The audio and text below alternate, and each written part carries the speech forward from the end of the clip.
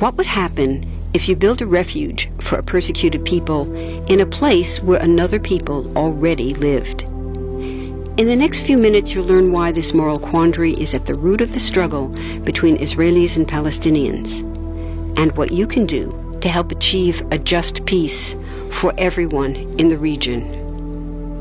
First, there are a couple of things it's helpful to understand. One, many Jews fled harsh persecution in anti-Semitic Europe, especially the Nazi Holocaust. Zionists encouraged massive immigration to historic Palestine, at that time a British colony, where Jews had an age-old connection and where small Jewish communities had long existed among larger groups of indigenous peoples. But when the UN offered the Jewish immigrants the majority of the land for a new state called Israel, for the indigenous Palestinians who lived there, it was a massive destruction of life. They rejected the UN's partition plan, and several Arab states invaded the new state of Israel. Israeli forces essentially erased over 400 Palestinian villages and towns.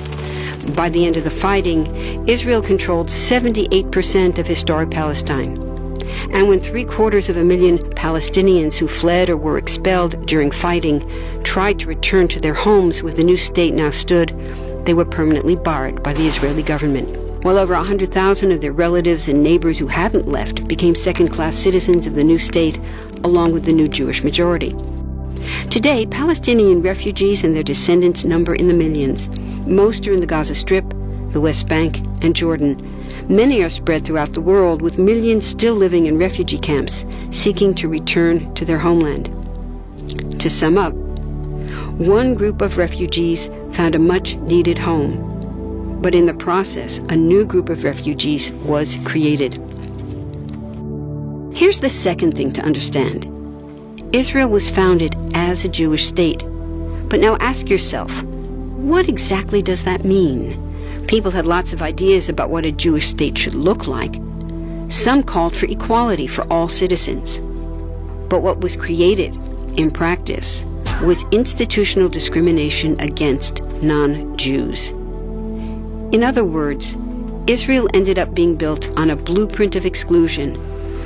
The Israeli government wants maximum land and resources for Jews, but not the Palestinians living there.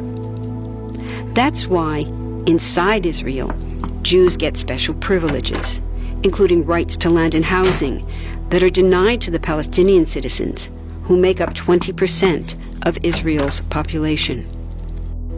That's also part of why Israel has never defined its borders. In fact, they still hold on to land, the West Bank and Gaza, that they conquered in the war in 1967. Since then, Israel has built Jewish settlements throughout the occupied West Bank, building Jewish-only cities and supplying them with infrastructure like roads and army camps, schools, and even a college. Military occupations are meant to be temporary, but after 40-plus years, this one looks permanent and entirely unjust. In the West Bank, Israeli Jewish settlers and Palestinians live on the same land, but must live under two completely separate and unequal systems of Israeli law. The Jewish settlers dominate the natural resources, including water and agricultural land, and they're backed by the Israeli army. To maintain the occupation, Israel has demolished thousands of Palestinian homes and orchards, confiscated Palestinian land, bombed a captive civilian population in Gaza, and punished resistance with raids, arrests, and assassinations, all to gain maximum land, while making life so difficult for Palestinians that they will either leave or be too afraid to resist. Palestinians have fought back. For decades, they tried to achieve national liberation through armed struggle. Some groups still do. But the majority now support popular protest instead. The deeply harmful pattern of control, repression, and violence profoundly harms Palestinians living under occupation and Israelis living as occupiers. This must be broken to reach a peaceful and secure future for both peoples. Now that you understand the problem, what about the solution? What about peace talks? So far, over 2 decades of U.S.-backed peace talks have actually made things worse by helping Israel continue the occupation. It's been years of talking while Israel massively expanded the Jewish settlements and literally redrew the map. Peace talks are good if they're real, but not when they're theater to cover a land grab. So now what? The current world superpower, the United States, has been a terrible friend, enabling Israel's destructive and self-destructive expansion onto Palestinian land by funding the Israeli military, the biggest recipient of U.S. foreign aid in the world. But there's another superpower that can make the difference: you.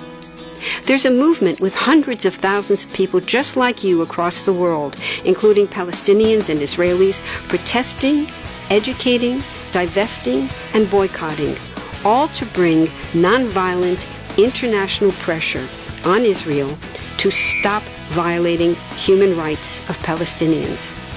Throughout history, where governments have failed to push for justice, people just like you, like us, have taken the lead and won. Now it's the Palestinians' turn for freedom and justice. We can pressure Israel to end the occupation and the discrimination. We want all people, Jews and Palestinians, to have equality, human rights, and democracy. We can change history. Join us.